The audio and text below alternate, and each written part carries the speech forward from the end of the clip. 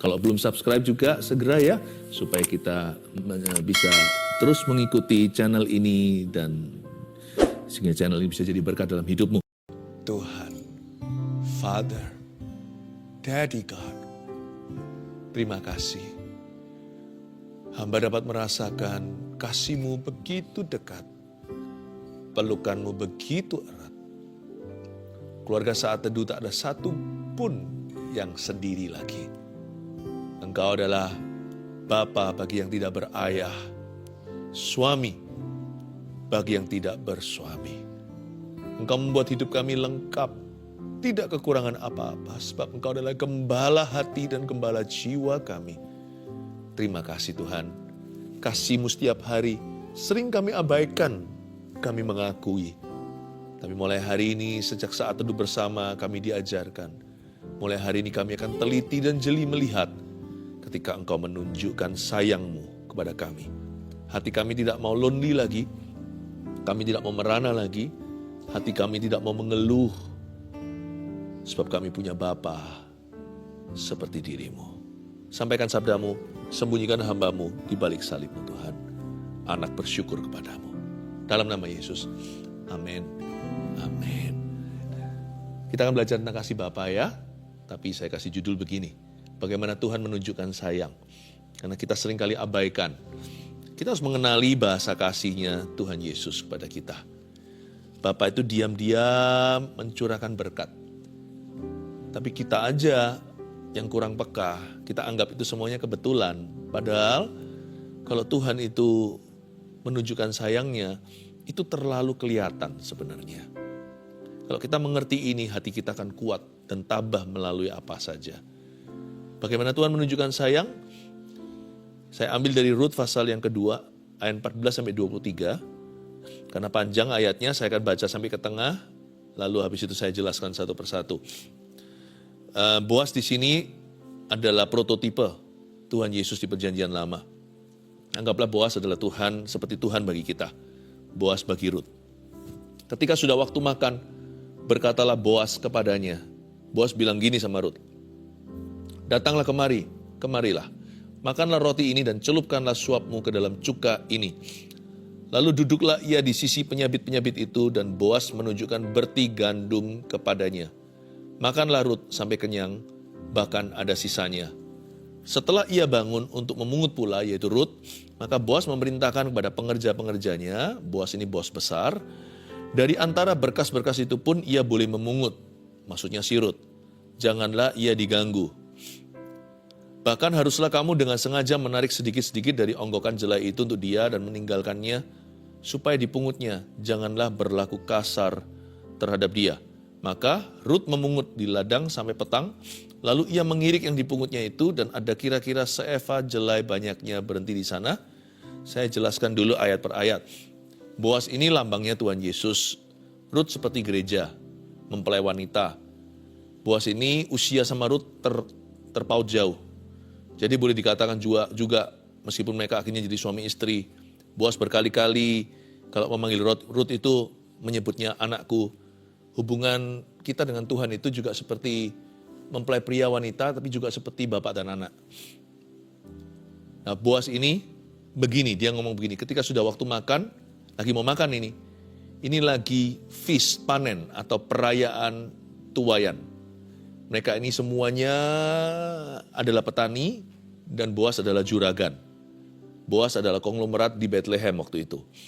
Ketika sudah waktunya makan, setelah mereka pesta penuaian, berkatalah Boas kepada nyanya di sini Rut, datanglah kemari. Sebuah gerak-gerik yang ramah. Ayo sini, gak apa-apa, ayo ikut aja. Padahal Rut itu tidak on staff. Dia tidak ada dalam payroll. Rut itu bukan siapa-siapa. Rut itu notabene seorang pengemis, seorang janda. Permisi boleh gak ya saya pungut bulir-bulir dari jelai-jelai yang jatuh itu. Karena memang ada hukum Taurat, yaitu janda dan yatim piatu bisa memungut di tanah orang Israel. Ketika mereka panen, kalau ada yang jatuh, Tuhan memberikan perintah kepada umat pilihan Allah. Janganlah dibersihkan sampai kinclong itu tanah. Sisakan untuk orang-orang susah. tips lah ya buat mereka atau uang kecil. Jangan perhitungan sampai ke sen-sennya. Nah, Ruth ini sebenarnya boleh termasuk golongan pengemis. Dia adalah seseorang yang mengharapkan bantuan diakonia atau belas kasihan. Tapi Boas itu bisa panggil dia, datang yuk ke sini. Kerajaan Allah itu kerajaan inklusif. Kerajaan yang mengundang setiap orang untuk datang. Dia bukan kerajaan eksklusif, hanya untuk kaum elit saja. Lihat ini, sekalipun Boas sama Ruth jauh, Ruth itu siapa? Boas ini seorang tokoh. Tapi Boas peduli, menoleh ke seorang janda, seorang fakir miskin. Datanglah kemari, silakan, ayo ikut makan. Wow, itu yang namanya penerimaan. Makan roti ini dan celupkanlah suapmu ke dalam cuka ini. Bayangkan roti ya, lalu ada cuka seperti orang Eropa kalau makan roti kering itu lalu ditotol-totol sama cukanya begitu. Ya seperti itu. Ini Timur Tengah, rotinya mirip seperti Eropa. Celupkanlah suapmu ke dalam cuka. Saya jadi ingat misalnya kalau kaum Tionghoa merayakan Imlek di meja makan, bayangin meja makan yang bundar. Lalu semua sekeliling meja makan itu ambil sumpit tinggi-tinggi yang namanya yaesang. Itu makanan yang diangkat tinggi-tinggi, dicampur bersama-sama itu. Yang bisa berada di meja makan itu hanya keluarga dan kerabat dekat. Nggak mungkin tiba-tiba dari sebelah mana gitu datang orang yang tidak diundang lalu ikut-ikut nyumpit gitu. Semua kan liatin, kamu siapa? Nggak bisa.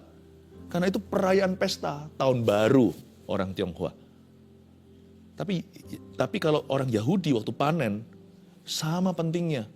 Yang bisa sama-sama celupkan suapmu ke dalam cuka, itu hanyalah orang-orang dekat, kerabat, family, dan juga para partner-partnernya. Ruth siapa? Sadarkah Anda dan saya? Kita ini siapa? Di kalangan malaikat aja kita nggak layak. Tapi kita bisa mengambil perjamuan kudus di gereja. Perjamuan kudus itu kan cara Tuhan berkata, celupkanlah suapmu ke dalam cuka ini.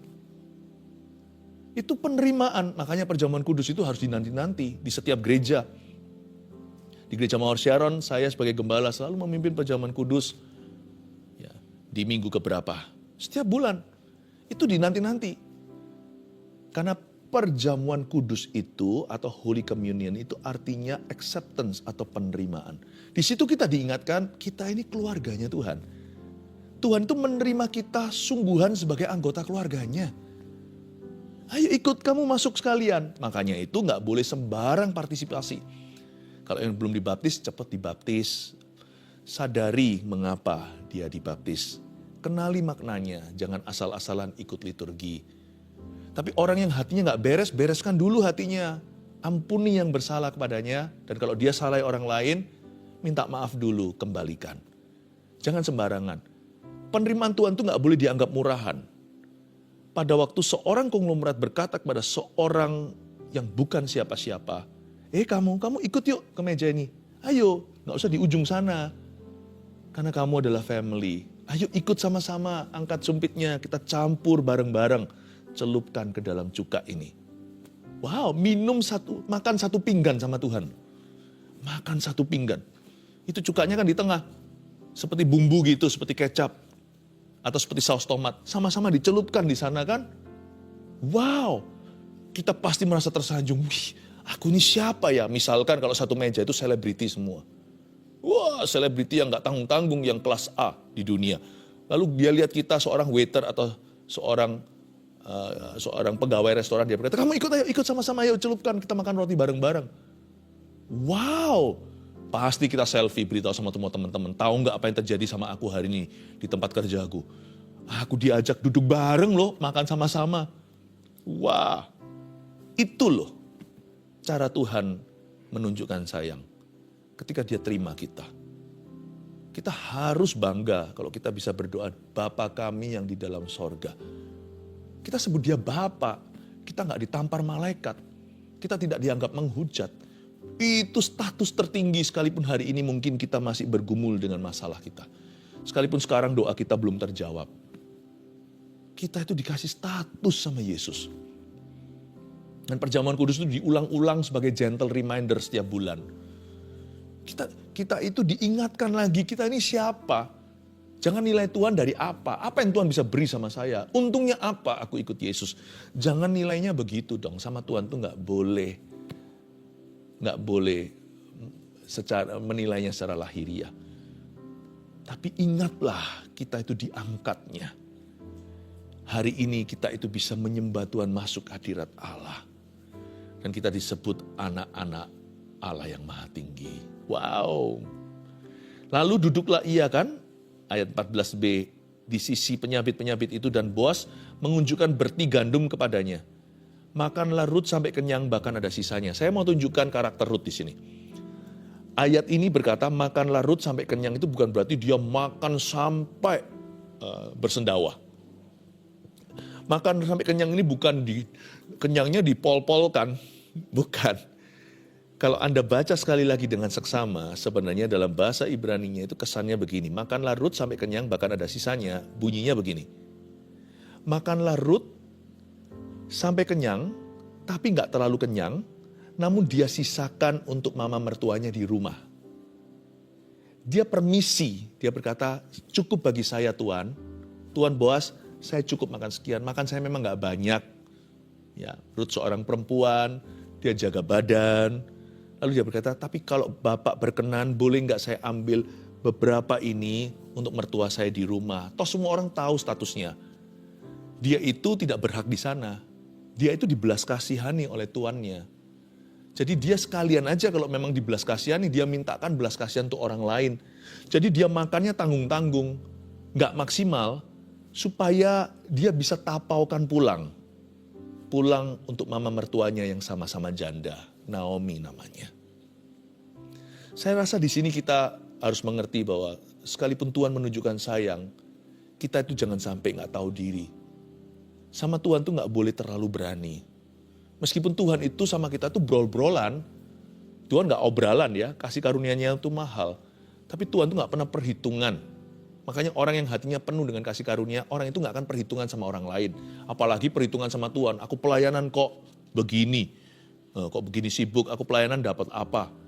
Kalau orang itu hatinya penuh dengan grace, kasih karunia, dia nggak akan gitu sama siapa-siapa. Tapi meskipun demikian, sekalipun Tuhan kita tanpa batas kasihnya sama kita itu tidak boleh aji mumpung. Kalau kita doa sama Bapak aja, doa Bapak kami ajarkan, berikan pada kami hari ini makanan kami secukupnya. Tuhanlah yang tahu bagaimana memberi berlebihan. Tapi kita kalau minta itu, mintalah apa yang Anda butuhkan. Yang Anda inginkan boleh, tapi mintalah dengan tulus. Mintalah dengan rendah hati. Mintalah dengan hormat yang disertai ucapan syukur. Tuhan menunjukkan sayang. Sayangnya nggak tanggung, kita dikasih status. Kalau hanya dikasih gaji atau sekedar diberkati, itu belum seberapa. Berkat mana lebih besar? Nggak peduli kalau stafnya itu bayarannya tinggi. Misalkan dia seorang CEO atau direktur utama, kalah sama putra mahkota. Putra mahkota memiliki seluruh warisan ayahnya. Yang situ hanya makan gajian. Kita itu dikasih status. Kita nggak perlu dicairkan, hari ini Tuhan jangan dijadikan ATM. Jangan dijadikan itu. Sekalipun hari ini tidak dikeskan segala berkatnya pada kita, kalau kita punya Yesus, kita sudah punya segala sesuatu yang empunya kerajaan sorga, yaitu anak-anaknya. Makanlah Rut sampai kenyang, tapi dia sisakan. Setelah ia bangun untuk memungut pula, lihat itu Rut. Nggak mentang-mentang dia dikasihani lalu terima makanan gampang. Dia bangun untuk memungut pula. Sekalipun Tuhan sayang, kita harus bekerja. Karena iman tanpa perbuatan adalah mati. Setelah ia bangun untuk memungut pula, maka Boas memerintahkan pada pengerja-pengerjanya. Sebelum dibaca lagi ya. Jadi perintah Boas pada pengerja-pengerjanya tanpa sepengetahuan Rut. Dengan kata lain, diam-diam tahukah Anda Tuhan itu rasan-rasan kita di sorga. Saya dan Anda, kita berhak untuk curiga sama Tuhan, curiga yang baik dan benar. Jangan-jangan Tuhan rasan-rasan ini ngomong sama pengerja-pengerjanya. Tuhan bilang begini, dari antara berkas-berkas itu pun ia boleh memungut loh ya. Janganlah ia diganggu. Kata janganlah ia diganggu itu artinya janganlah kamu pelit sama dia. Jangan tahan ya berkatnya. Konsep kita selama ini kan diganggu setan. Kita percaya bahwa Tuhan itu suka tahan-tahan, ya kan? Tuhan itu jual mahal sama kita. Jadi kalau kita mau berkat apa gitu ya, atau apalagi kalau kita mengharapkan mujizat, itu jarang sekali di antara kita itu percaya bahwa asal kita percaya saja. Kita pasti mikirnya, apa ya, harus gimana ya? Karena kita itu sudah biasa dengan sistem berhala. Harus dikerjain dulu kita ini, penyembah-penyembahnya, baru sebelah sana itu ngasih sesuatu. Jadi mau puasa berapa lama lah, harus doa sekian lah, harus menggores-gores tubuh lah, harus bagaimana lah. Gimana ya Pastor Philip supaya diurapi ya, supaya harus puasa berapa hari ya, supaya doanya dijawab. Bukan itu sih, puasa tujuannya nggak begitu. Puasa ada tujuannya sendiri, tapi saya nggak bahas hari ini. Tapi kita punya pikiran bahwa Tuhan itu suka tahan. Padahal kalau kita baca ayat ini, Boas sorgawi kita itu bilang sama malaikatnya, kalian jangan pelit ya sama dia ya.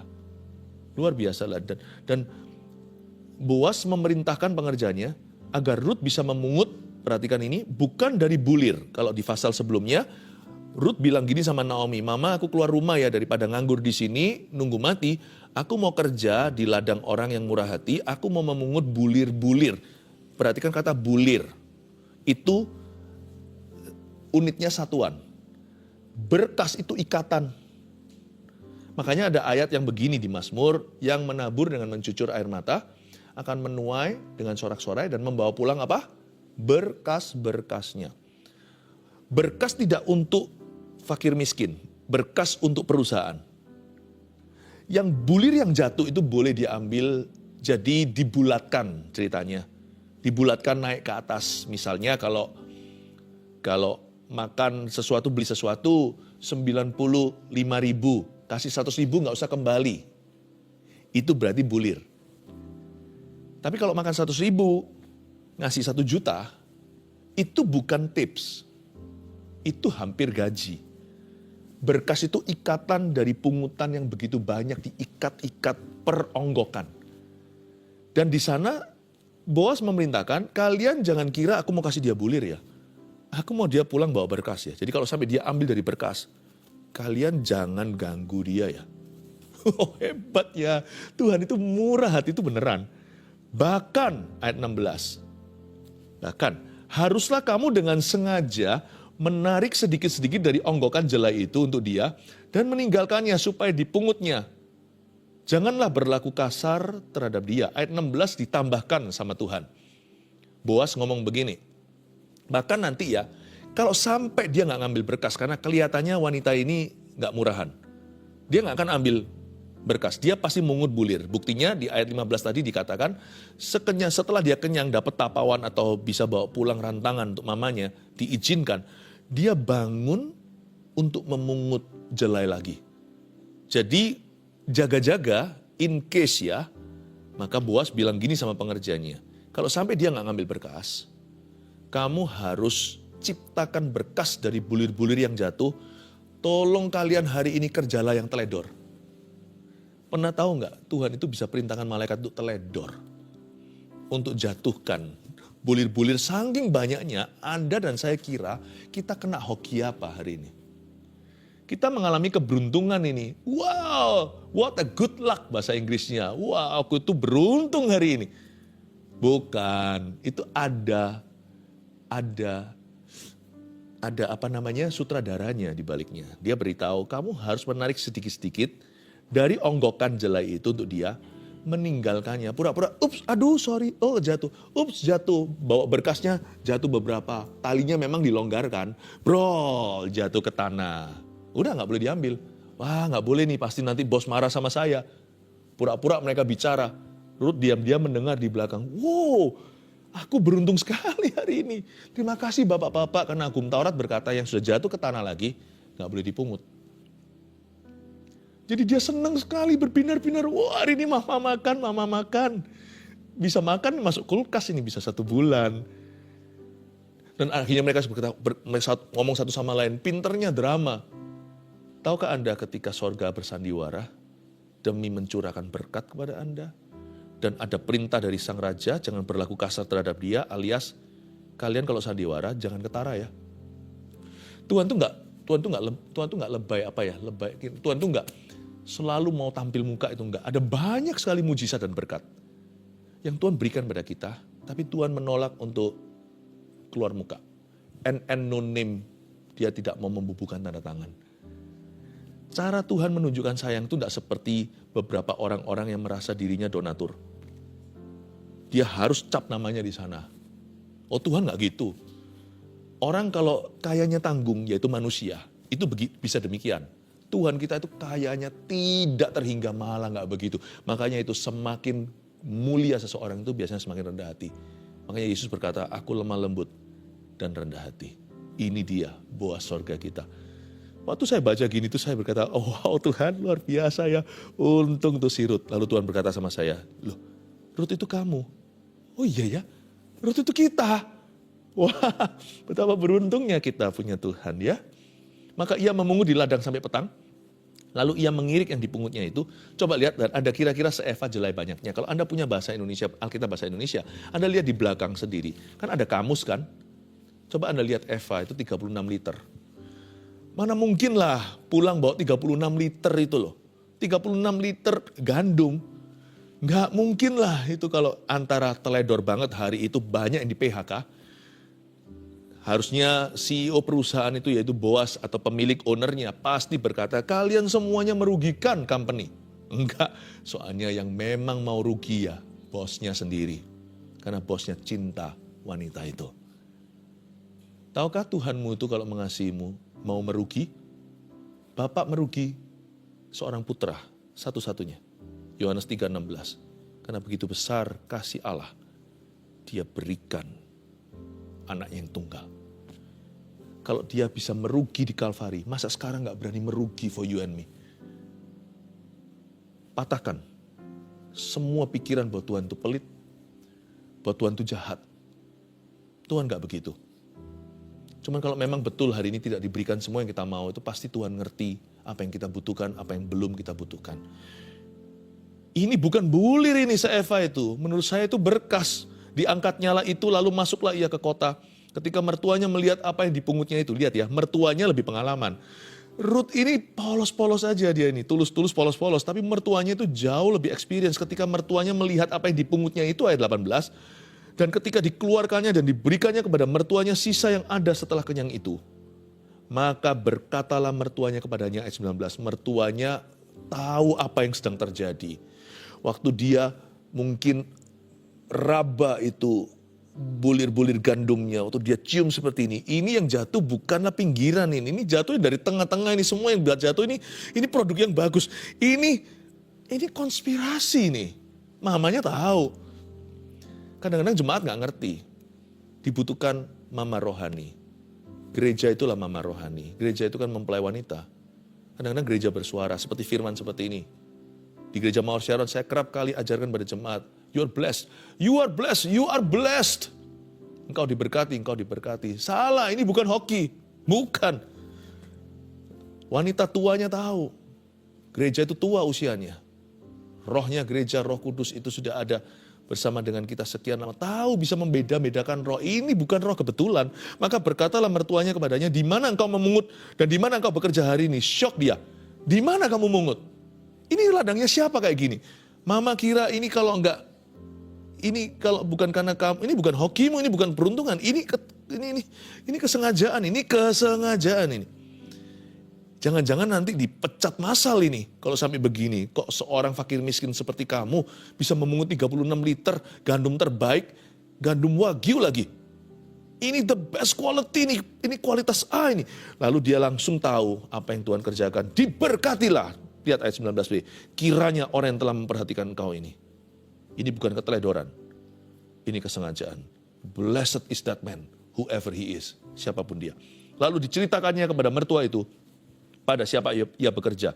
Katanya, nama orang pada siapa aku bekerja hari ini ialah Boas. Sekarang coba saya tanya kepada keluarga Saat Teduh. Nama orang pada siapa kita bekerja hari ini ialah Yesus. Sesudah itu berkatalah Naomi kepada menantunya. Diberkatilah kiranya orang itu oleh Tuhan yang rela mengaruniakan kasih setianya kepada orang-orang yang hidup dan yang mati. Lagi kata Naomi kepadanya, orang itu kaum kerabat kita. Naomi langsung tahu siapa itu Boas. Dialah salah seorang yang wajib menebus kita. Lalu kata Rut, perempuan Moab itu, lagi pula ia berkata kepadaku, tetaplah dekat pengerja-pengerjaku sampai mereka menyelesaikan seluruh penyabitan ladangku. Ayat 21, Rut cerita sama mamanya lagi, mama mertuanya. Tuan Boas ini berkata sama saya, Mah, kamu tetap dekat ke pengerjaku ya. Tetaplah dekat pengerja-pengerja saya sampai mereka selesaikan seluruh amanat agung. Penyabitan ladangku. Kamu dekat terus. Kamu bergereja terus gitulah. Kamu harus berada di pelayanan yang tetap. Dekat sama hamba-hamba Tuhan dan saudara seiman. Tuhan titipkan pada gereja. Lalu berkatalah Naomi kepada Rut menantunya itu, ya anakku sebaiknya engkau keluar bersama-sama dengan pengerja-pengerjanya perempuan, supaya engkau jangan disusahi orang di ladang lain. Demikianlah Rut tetap dekat pada pengerja-pengerja perempuan Boas untuk memungut sampai musim menuai jelai. Dan musim menuai gandum. Musim menuai. Hingga telah berakhir suatu hari nanti. Dan selama itu ia tinggal pada mertuanya. Tahukah, salah satu wujudnya Tuhan sayang sama kita adalah memberikan kepada kita penggembalaan tetap dan ladang pelayanan yang tetap. Di situ kita akan terus bertumbuh, kita akan terus berbuah, dan kita akan terus menuai kasih karunia. Ya, saya katakan dalam bahasa Inggris dulu, ministry is God's love to us. Banyak orang kira ministry itu, pelayanan itu adalah cintanya kita pada Tuhan. Lebih tepatnya cintanya Tuhan ke kita. Karena Tuhan cinta kita, Tuhan izinkan kita melayani Dia. Dan melayani maksud-maksudnya. Makanya jangan sampai attitude sikap hati kita salah. Banyak orang hari ini dalam pelayanan sudah salah sikap hatinya. Peruntukannya itu loh salah pelayanan. Ada orang merasa dengan pelayanan dia memiutangi Tuhan. Ada orang juga mengeluh. Wah, kenapa pelayanan gini-gitu? Wrong attitude, sikap hati yang salah. Ada orang juga merasa pelayanan, ada pula yang menggunakan pelayanan sebagai sebuah pancingan untuk bisa membuat seseorang itu ke gerejanya. Saya rasa itu nggak tepat juga. Pelayanan itu perlindungan. Pelayanan itu tempat tetap. Karena Tuhan sayang kita, Tuhan kasih kita gereja yang baik. Tahukah Anda, church is God's gift to men.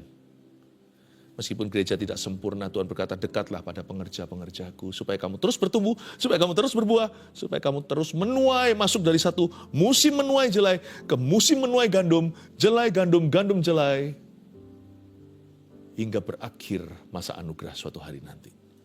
Bagaimana Tuhan menunjukkan sayang? 3 poin tolong Anda catat. 1, dengan menerima kita sebagai anggota keluarganya.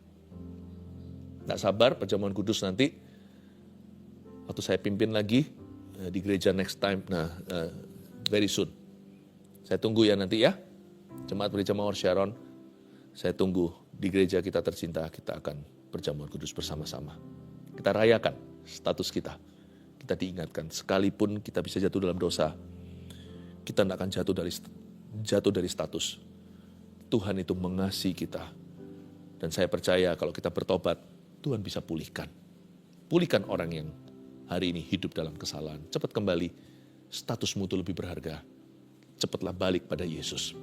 2, bagaimana Tuhan menunjukkan sayang dengan mencipta kesan keberuntungan atas kita. Tuhan yang menciptakan kesan, aku beruntung hari ini. Not really. Tiap kali Anda merasa itu, Anda harus rasakan belayan Tuhan. Cepat-cepat bersujud kepadanya dan berkata, aku tahu Tuhan sebenarnya itu adalah Engkau. Meskipun Engkau tidak mengucapkannya, aku tahu Tuhan yang dibalik semua kebetulan ini. Tuhan kan? Iya kan? Terpujilah nama Tuhan. Setiap kali kita ada kesan, kok beruntung ya aku ya? Aduh, my plan works. Rencanaku terjadi, bahkan melampaui dugaan saya. Bahkan lebih bagus yang saya rencanakan. Tiap kali begitu, jangan pikirkan berkatnya, jangan elukan rezekinya, dan jangan megahkan keberuntungannya. Cepat masuk ke ruang doamu jikalau Anda dekat sebuah ruang atau Anda berada di mana. Kalau nggak di mana-mana, ruang doamu bisa ada di hatimu. Cepatlah masuk ke dalam ruang suci itu, tempat rahasia Anda berkomunikasi dengan Allah. Diam-diam bisikkan ke telinga Bapa, thank you ya. I know it was you. I know it is you. Aku tahu ini engkau. Ini bukan keberuntunganku. Tuhan suka mencipta kesan keberuntungan atas kita. He's the God of surprises. Dialah Allah yang penuh dengan kejutan indah. 3, kalau Tuhan, bagaimana Tuhan tunjukkan sayang sama kita dengan memberi kita ladang pelayanan yang tetap. Itu berarti tempat penggembalaan. Saya bersyukur hari ini Tuhan sayang kepada keluarga Saat Teduh. Dan Tuhan akan menggembalakan keluarga Saat Teduh selalu di rumput yang hijau dan air tenang. He loves you. Jangan lari dari dia lagi. Yang salah, cepat bertobat dari kesalahannya. Yang sudah sungguh-sungguh, ayo semakin nyaman dekat Tuhan. Karena kita punya Allah Bapa yang sangat cinta kita. Kasihnya itu gak terselami.